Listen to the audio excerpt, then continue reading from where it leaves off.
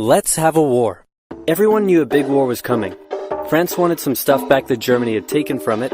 Germany wanted to take more of everyone's stuff, and they were building a big sexy navy that was making the British uncomfortable. These two empires thought they were really cool, but lots of different people who lived there didn't think it was so cool. And some of them had even been declaring independence with help from Russia. Everyone was talking about each other behind each other's backs.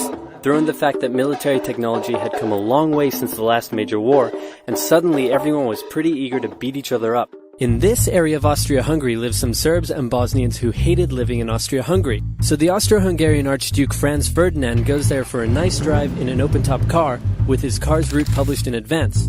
And that went just about as well as you'd expect. Some assassins were waiting for him along the way and threw bombs at his car, but they missed and blew up some officers behind him instead. The Archduke goes back out in the open-top car to visit the injured officers in hospital. The driver takes a wrong turn and by sheer coincidence gets stuck beside one of the failed assassins, who shoots him. Austria-Hungary is understandably pissed about all this, and they think the Serbian government had something to do with it, which they might have. So they go to their ally Germany and say, "Hey Germany, we're going to declare war on Serbia," and Germany is all for that. So Austria-Hungary send a big list of impossible demands to Serbia, and when Serbia refuses, they declare war. Austria-Hungary and Germany are friends, and Serbia is protected by Russia, who's friends with France, so they all declare war on each other. Montenegro joins in too. France and Britain also have a kind of alliance, so when France says, "Hey Britain, you got my back?" Britain is like, maybe? And then they decide to stay out of it, which is great for Germany, because Germany has a plan. They know that Russia is so big and clumsy that it will take them a while to get ready for war. So with this guy in charge, Germany will send all its troops into France at lightning speed while Russia's getting ready, defeat France, then move all the troops to Russia and defeat Russia, and then we all speak German and eat Pfefferpottast every day. Just one problem. France has loads of forts and defenses along its German border, and Germany can't waste any time fighting them, so Germany decides to go around them, through Belgium. Belgium is neutral, but Germany wants to march 750,000 troops through it to get around France's defenses. They're hoping Belgium will just kind of sit down and shut up, but they don't. They fight back, and they're pretty good too, so they slow the Germans down. What's worse is that Britain shows up, and they're pretty pissed that Germany's invading neutral countries. So now Britain declares war on Germany. So Germany push on through Belgium and commit some atrocities along the way. They also wear spikes and sometimes skulls on the uniform. So if you're trying to not look like the bad guys, good job. The Allies have a propaganda extravaganza, and this starts having an influence around the world, notably in America. The US President Woodrow Wilson sees himself as a bit of a Jesus figure, and spends most of the war trying to get everyone to just hug it out. But there's also a large population of ethnic Germans living in the United States, and when the war first broke out, they were like, "Yay, Germany!" But now that they're committing atrocities in Belgium, they're less enthusiastic. Russia's ready for war, and way earlier than expected.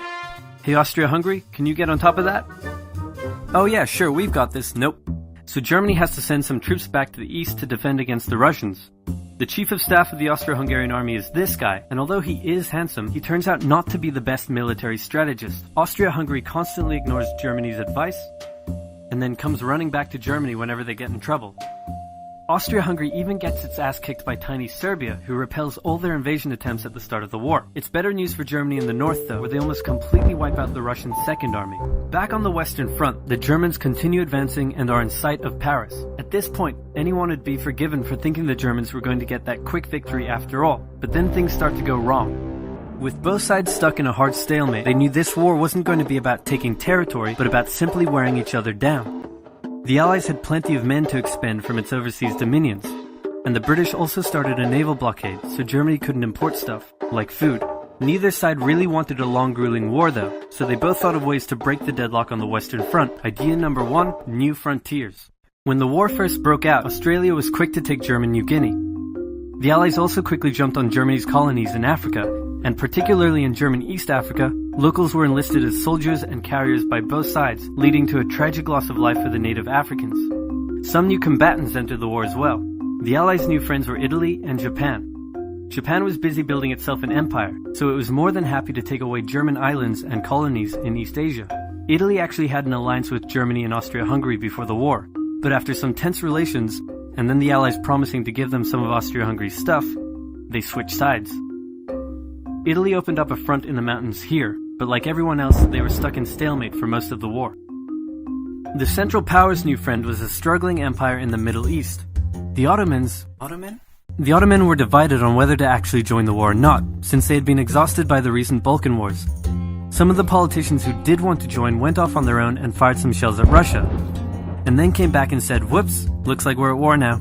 The Ottoman entry into the war was of particular concern to the British, since the Middle East was full of oil, and Britain wanted all of that oil. First, the Ottomans tried to attack Russia in the Caucasus Mountains, but they weren't prepared for the cold, and many of them froze to death. Then they crossed miles of desert to take the Suez Canal from the British, but that failed too. Then the Allies tried to take the Dardanelles at Gallipoli in a long and hard trench warfare campaign, but that also failed. The Ottomans blamed their initial losses on the ethnic Armenians living within Ottoman territory, and the resulting Armenian genocide led to the deaths of 1.5 million people. Then the Germans sent spies into Afghanistan to try to convince the Arab tribes there to rise up in jihad against the British and attack India. But that plan failed, partly because the spies got bored, brewed their own alcohol, and got drunk, which is a bad thing to do in Afghanistan. All these new frontiers hadn't done much to change the war. Aware that the Allies had more men and supplies than them, the Germans knew they had to do something to break the stalemate.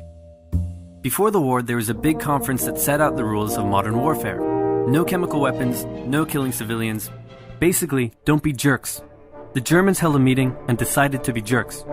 Zeppelin air raids commenced over British cities. They also started attacking the Allied trenches with chlorine gas, and they used submarines to sink civilian ships. One such civilian ship was the Lusitania, which had 159 Americans on board when it was sunk, further swaying US opinion against the Germans. Not to be completely unfair to the Germans, the Allies also engaged in chemical warfare soon after, and they had been hiding anti-submarine weapons on their civilian ships, which let the Germans justify their attacks. Meanwhile, Austria-Hungary still hadn't dealt with Serbia, so the Central Powers enlisted some help. Bulgaria wished it was bigger and was still bitter about losing the Second Balkan War. The Central Powers promised to make all of Bulgaria's wildest dreams come true if they helped, so they signed on, and together they knocked out Serbia. The Serbian troops retreated through Albania, which was neutral but had some ties to Austria-Hungary. So Austria-Hungary entered Albania in a friendly invasion to chase down the Serbians, many of whom escaped by sea. It's 1916, and a lot is happening. As if they didn't have enough enemies already, Germany added one more to the list. Portugal had been getting a bit chummy with the Allies behind the scenes, and Germany didn't like that one bit.